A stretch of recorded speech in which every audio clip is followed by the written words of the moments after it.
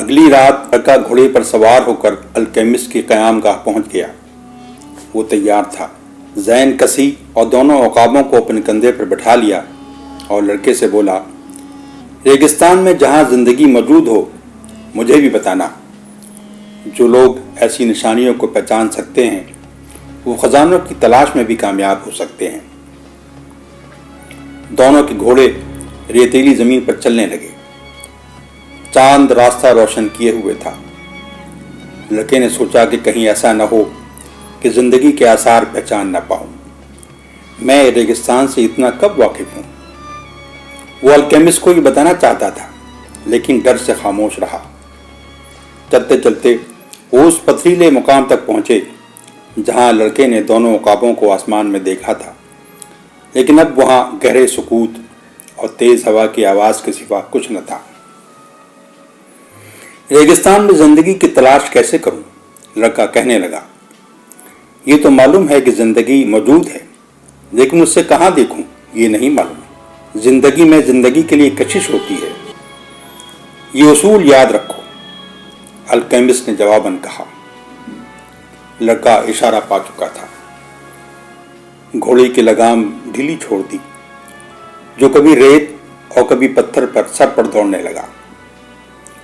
کوئی آدھا گھنٹے تک الکیمسٹ گھوڑے کے پیچھے چلتا رہا۔ اب نخلستان کے درخت ان کی نظروں سے دور ہو چکے تھے، بس مہتاب اپنی تمام تر عظمتوں کے ساتھ جگمگا رہا تھا اور ریت کے ذرے چاند کی روشنی سے چمک رہے تھے۔ اچانک گھوڑے کی رفتار کسی ظاہری وجہ کے بغیر کم ہونے لگی۔ یہیں کہیں زندگی موجود ہے، لڑکے نے الکیمسٹ سے مخاطب ہوتے ہوئے کہا۔ ریگستان کی زبان میں تو نہیں جانتا، لیکن میرا یہ گھوڑا زندگی کی زبان سے ضرور واقف ہے، وہ سوچ رہا تھا۔ الکیمسٹ نے کچھ کہا تو نہیں، لیکن دونوں گھوڑے سے اترے اور آہستہ آہستہ پتھروں کے درمیان کچھ تلاش کرتے ہوئے آگے بڑھنے لگے۔ الکیمسٹ اچانک رک گیا اور ایک جگہ جھک کر کچھ دیکھنے لگا۔ پتھروں کے درمیان ایک سوراخ نظر آ رہا تھا۔ الکیمسٹ نے اپنا ہاتھ اس سوراخ میں ڈالا تو کاندھے تک اس میں چلا گیا۔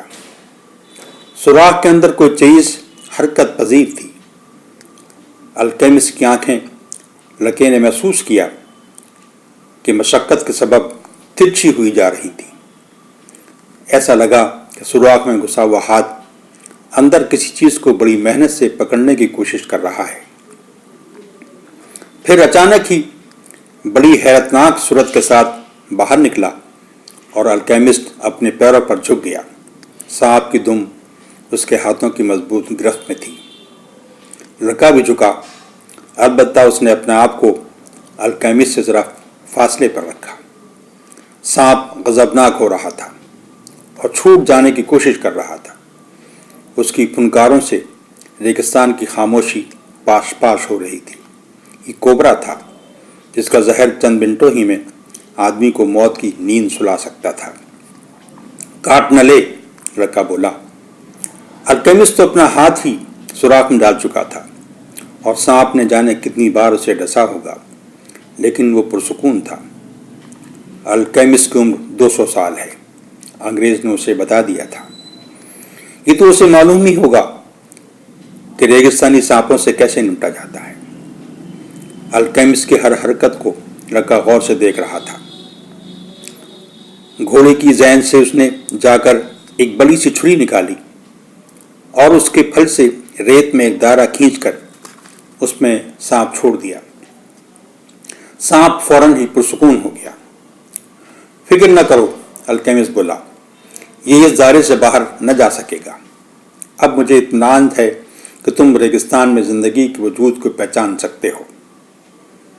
یہ اتنا ہی ضروری تھا کیا؟ لڑکے نے سوال کیا۔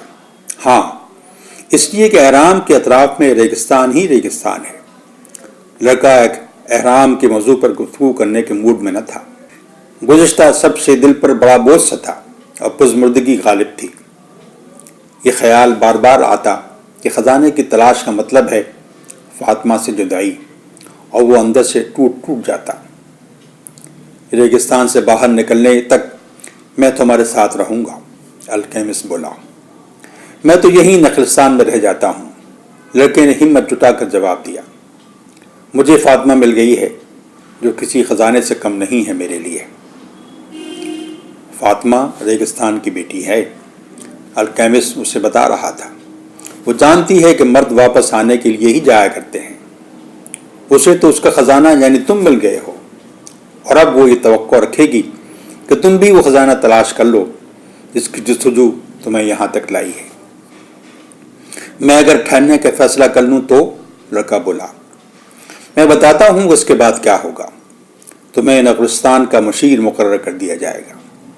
تمہارے پاس کافی سونا موجود ہے جسے تم بہت سی بھیڑیں اور اونٹ خرید لو گے۔ فاطمہ سے تمہاری شادی ہو جائے گی اور سال بھر تک خوب خوش و خرم رہو گے۔ ریگستان کو سمجھنے اور اس سے محبت کرنے میں تم اور آگے بڑھو گے۔ یہاں کے ہر درخت کے بارے میں تمہاری معلومات میں خوب اضافہ ہوتا جائے گا۔ ان کو اگتے بڑھتے دیکھو گے اور سمجھو گے کہ دنیا کیسے بدلتی ہے۔ ریگستان میں رہ کر نشانیوں کو سمجھنے میں تمہاری صلاحیتوں میں روز افزوں ترقی ہوتی جائے گی۔ دوسرے سال میں تمہیں کسی وقت خزانہ یاد آئے گا۔ نشانیاں تمہیں اکثر اشارے کریں گی اور اس کے حصول کے لیے تمہیں اکسائیں گی، لیکن تم صرف نظر کرو گے۔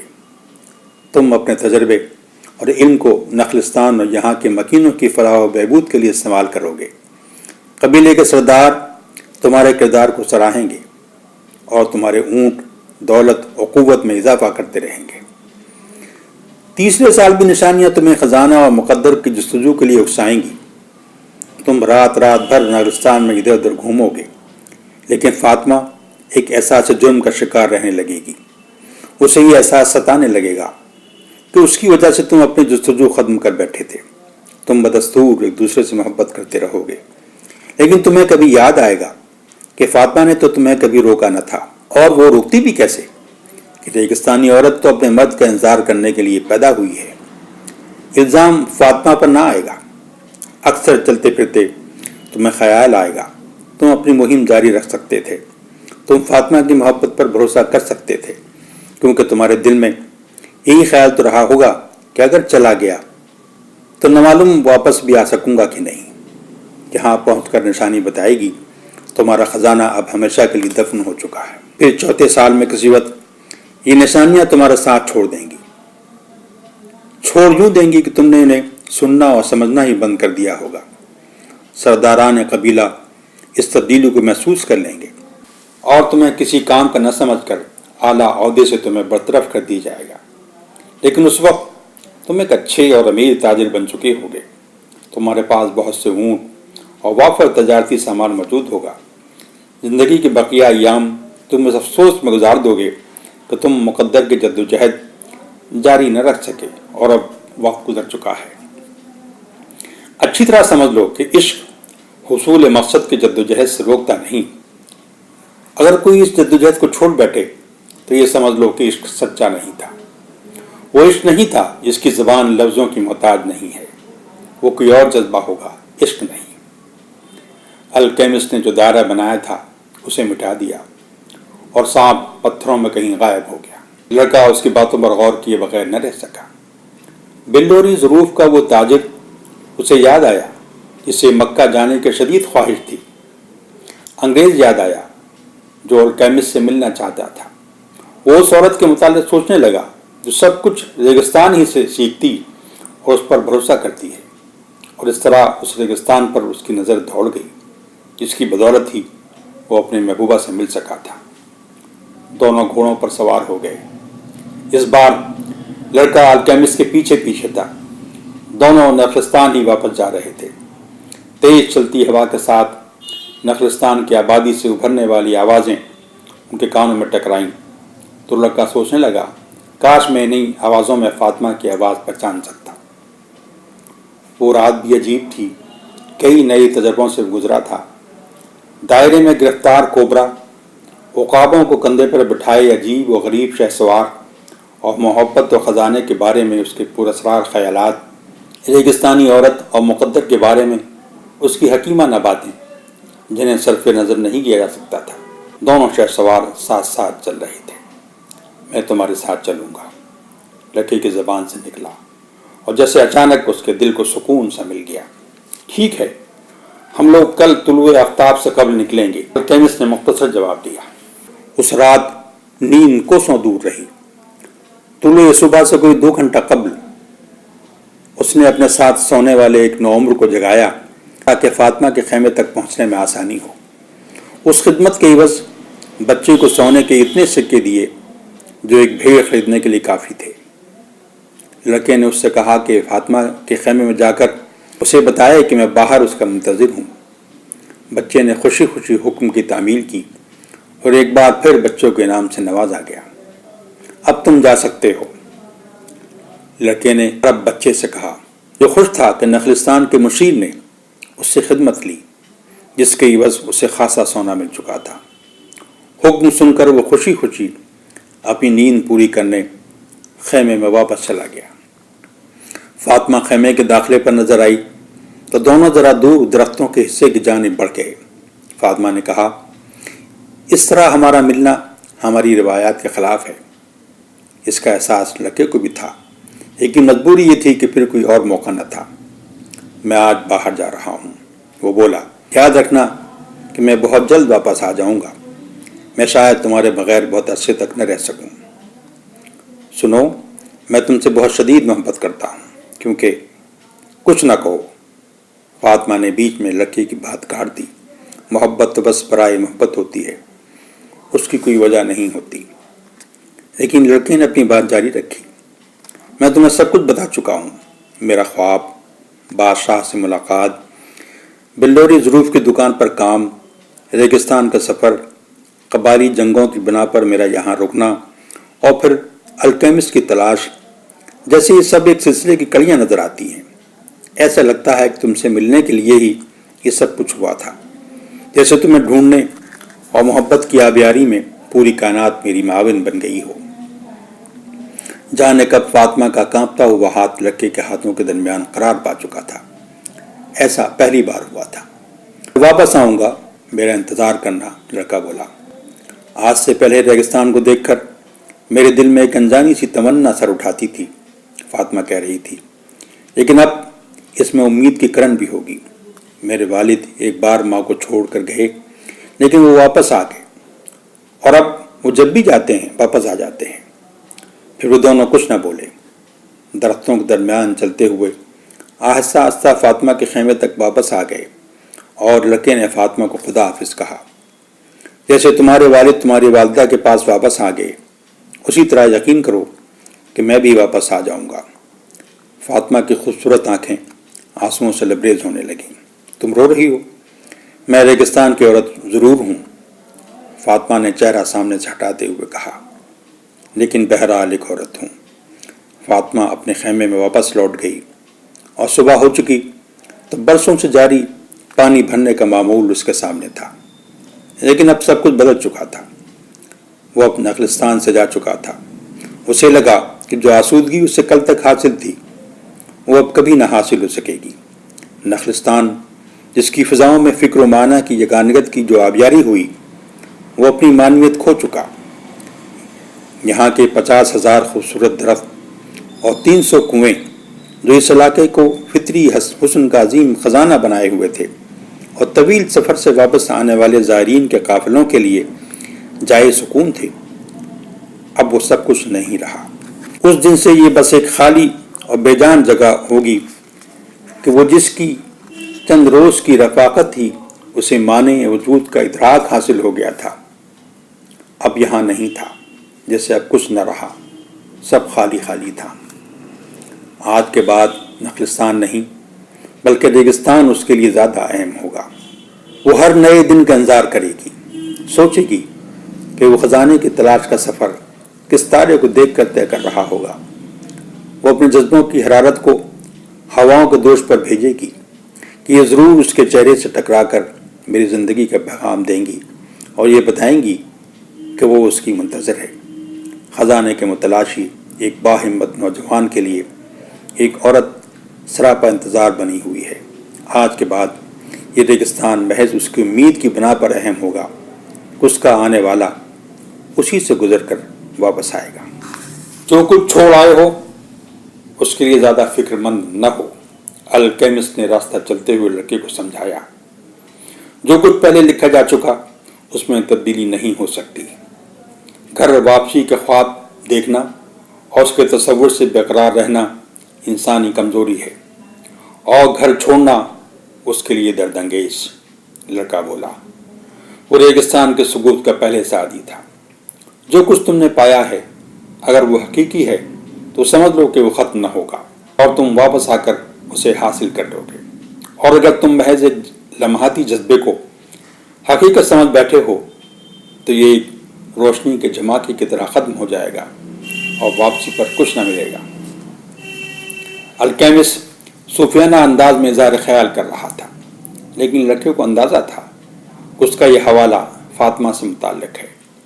لڑکے کی مجبوری یہ تھی کہ وہ جو کچھ پیچھے چھوڑ آیا تھا اسے بھلا نہیں سکتا تھا۔ یہ ناممکن تھا کہ فاطمہ اس کے خیالوں کی گرفت سے باہر رہ سکے۔ ریگستان کی وسعت پذیری اور اس کی لامتناہی یکسانیت خواب آور تھی، اور اب بھی نخلستان کے خوبصورت درخت جیسے اس کی آنکھوں کے سامنے تھے۔ وہ کنواں اور پانی بہتے ہوئے فاطمہ جیسے وہ سب کچھ دیکھ رہا تھا۔ انگریز جو اپنے تجربے میں مستغرق تھا، اور وہ ساربان جس نے اسے بہت سی باتیں سکھائی تھیں، وہ ایسے محسوس کر رہا تھا جیسے ان کے درمیان ہو۔ بھلا یہ سب کیسے نہ یاد آئیں گے؟ ان کو بھلایا نہیں جا سکتا۔ لڑکا سوچنے لگا کہ الکیمسٹ کو شاید عشق کا تجربہ کبھی نہیں ہوا۔ الکیمسٹ کا گھوڑا آگے آگے تھا، عقاب اس کے کاندھے پر سوار ریگستان کی زبان سے اچھی طرح واقف تھا۔ جب بھی کہیں رکتے تو عقاب اشارہ پا لیتا اور کسی شکار کی تلاش میں اڑ جاتا۔ پہلے دن ایک خرگوش کا شکار لایا اور دوسرے دن 2 چڑیاں۔ رات ہوئی تو اپنے بستروں کو کھول کر بچھا دیتے اور ضرورت کے تحت چھپا کر آگ روشن کرتے۔ ریگستان کی راتیں سرد تھیں اور اندھیری بھی۔ چاند کے گھٹنے کے ساتھ اس کے اندھیرے میں اضافہ ہوتا جا رہا تھا۔ کوئی 1 ہفتے تک وہ ایسے ہی سفر کرتے رہے، ضرورت پڑنے پر ہی کوئی گفتگو کرتے، اور وہ بھی زیادہ تر ایسی احتیاطی تدابیر سے متعلق ہوتی جو قبیلوں کی جنگ میں زد آنے سے محفوظ رہنے کے لیے ضروری تھیں، اور وہ بھی زیادہ تر ایسی احتیاطی تدابیر سے متعلق ہوتی جو قبیلوں کی جنگ کی زد میں آنے سے محفوظ رہنے کے لیے ضروری تھیں۔ جنگ جاری رہی اور بہنے والے خون کی بو کبھی کبھی ہوا کے دوش پر اڑتی ہوئی ان کے حواس کو باخبر کر دیتی کہ جنگ شاید یہیں کہیں قریب بھی ہو رہی ہے۔ لڑکے کو یہ اندازہ تھا کہ جو چیزیں نظر نہیں آ سکیں گی وہ علامتوں کے ذریعے معلوم ہو جائیں گی۔ 7ویں روز الکیمسٹ نے اب تک کے معمول سے ذرا قبل ہی ٹھہرنے کا فیصلہ کر لیا۔ عقاب شکار کی تلاش میں اڑ گیا۔ الکیمسٹ نے اپنے پانی کی مشکیزہ لڑکے کو پیش کی۔ ہمارا سفر اب خاتمے کے قریب ہے، الکیمسٹ کہنے لگا۔ تم نے اپنی جستجو جس کامیابی سے جاری رکھی ہے یقیناً قابل مبارکباد ہے، لیکن راستے میں تم نے مجھے کچھ بھی نہیں سکھایا۔ لڑکے نے کہا، میں سوچتا تھا کہ تم بعض خصوصی باتیں مجھے بتاؤ گے۔ یہ تو بالکل ایسے ہی ہوا جیسے انگریز کے ساتھ ریگستان سے گزرتے ہوئے اس کی ڈھیر سی کتابیں میرے لیے بیکار رہیں اور میں ان سے کچھ نہ حاصل کر سکا۔ جاننے اور سیکھنے کا ایک ہی طریقہ معتبر ہے، الکیمسٹ لڑکے کو بتانے لگا، اور وہ ہے عمل۔ جو کچھ تمہارے لیے ضروری تھا وہ سفر نے تمہیں سکھا دیا ہے، بس اب ایک چیز باقی ہے۔ لڑکا جاننا چاہتا تھا کہ وہ چیز کیا ہے، لیکن الکیمسٹ کی نظر تو آسمان میں اڑنے والے عقاب کو تلاش کر رہی تھی۔ تمہیں الکیمسٹ کیوں کہا جاتا ہے؟ اس لیے کہ میں الکیمسٹ ہوں۔ لیکن دوسرے بہت سے الکیمسٹ جنہوں نے سونا بنانے کی کوشش کی اور ناکام ہوئے، کیونکہ ان کا مطمع نظر صرف سونا تھا۔ وہ اپنے مقدر کی دولت یعنی اس کے صرف ایک حصے کو چاہتے تھے، پوری تقدیر سے انہیں دلچسپی نہ تھی۔ مجھے اب کیا سیکھنا باقی ہے؟ لڑکے نے پھر سوچا، لیکن الکیمسٹ کی نظر آسمان میں کچھ تلاش کر رہی تھی۔ تھوڑی دیر میں عقاب شکار سے واپس آ گیا۔ انہوں نے ایک گڑھا کھود کر اس میں آگ جلائی تاکہ باہر سے کسی کو وہ نظر نہ آ سکے۔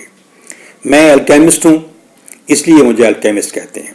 بالکل سادہ سی بات ہے۔ وہ کھانا تیار کرتے ہوئے لڑکے سے کہنے لگا، یہ علم میں نے اپنے دادا بزرگوار سے حاصل کیا تھا اور انہوں نے اپنے والد سے، اور اسی طرح یہ سلسلہ تخلیق کائنات سے جاری ہے۔ دراصل اس زمانے کا امتیاز اختصار تھا اور شاہکار تخلیق محض ایک زمرد کی سطح پر تحریر کی جا سکتی تھی۔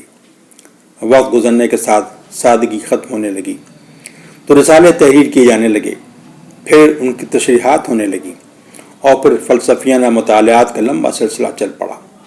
بعد کے آنے والوں نے یہ محسوس کرنا شروع کر دیا کہ گزشتہ زمانے کے لوگ ہمارے مقابلے میں کم جانتے تھے۔ ہمارا علم اور ہمارا زمانہ زیادہ ترقی یافتہ ہے، لیکن ایسا نہیں ہے کہ وہ علم بالکل ختم ہو گیا۔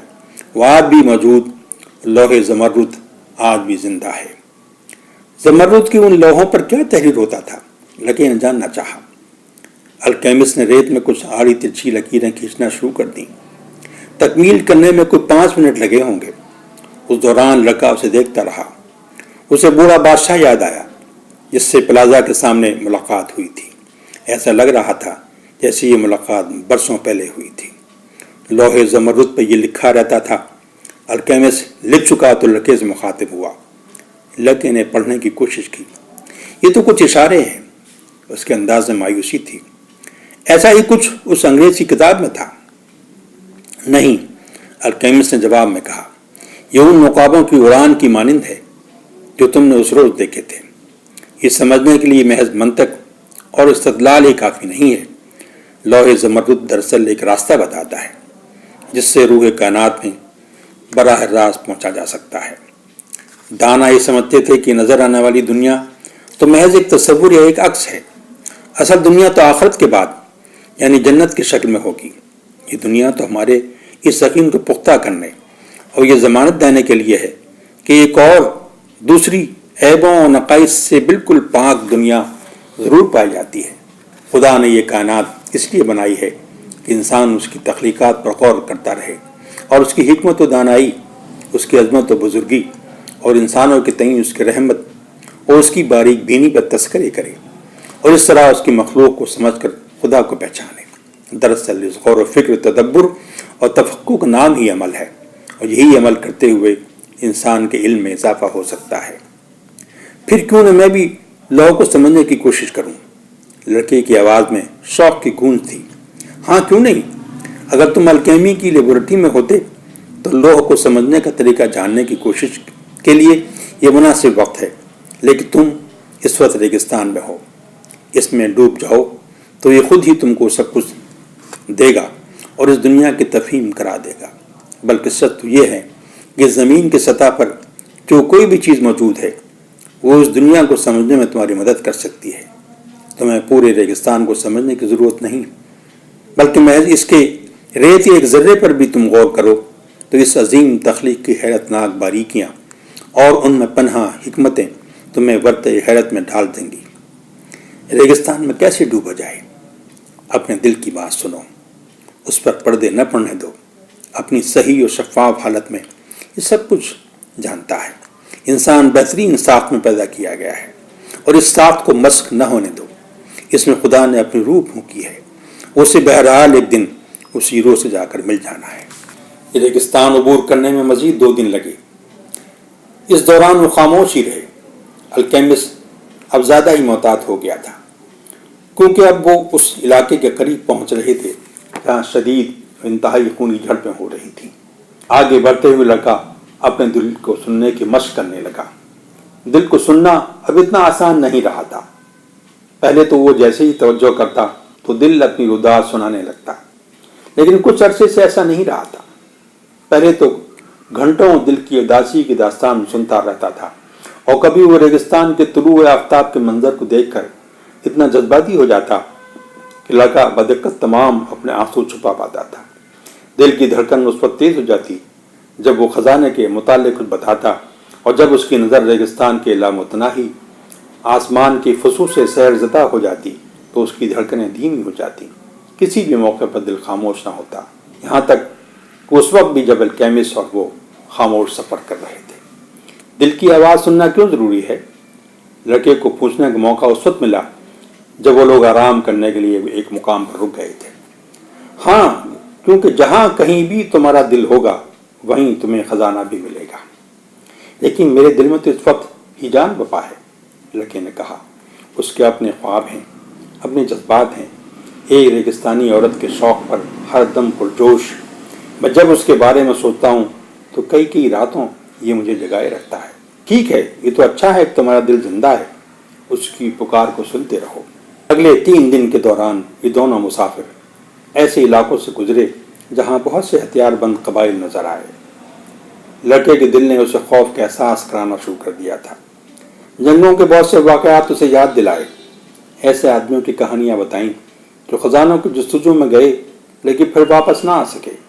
کبھی کبھی دل نے یہ خوف دلایا کہ وہ خزانے کے حصول میں کامیاب نہ ہو سکے گا، یا یہ کہ یہ ممکن ہے کہ ریگستان ہی میں اسے موت آ جائے۔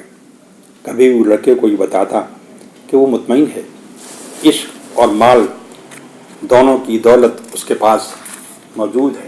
میرا دل دغا باز ہے، لڑکے نے الکیمسٹ سے یہ بات جب کہی جب وہ اپنے گھوڑوں کو تھوڑا سا آرام دینے کے لیے رکے تھے۔ یہ نہیں چاہتا کہ میں آگے بڑھوں۔ دل کی یہ خواہش بالکل بجا ہے، الکیمسٹ نے جواب دیا۔ دل کو بجا طور پر یہ خوف ہے کہ تم نے ان خوابوں کی تکمیل کے دوران جو کچھ اب تک حاصل کیا ہے اسے کہیں کھو نہ دو۔ میں دل کو سن کر کیا کروں؟ اس لیے کہ تم کبھی بھی اس کو خاموش نہ کر سکو گے۔ اگر تم یہ ظاہر کرو کہ اس کی طرف متوجہ نہیں ہو تب بھی وہ تمہارے اندر ہی رہے گا، اور تم جو کچھ بھی دنیا اور زندگی کے بارے میں سوچو گے اس کو دہراتا رہے گا۔ یعنی چاہے اس کا رویہ غدارانہ ہی کیوں نہ ہو، اسے سنتا رہوں۔ اصل میں بغاوت تو ایک ایسا گھونسا ہے جو اچانک پڑتا ہے۔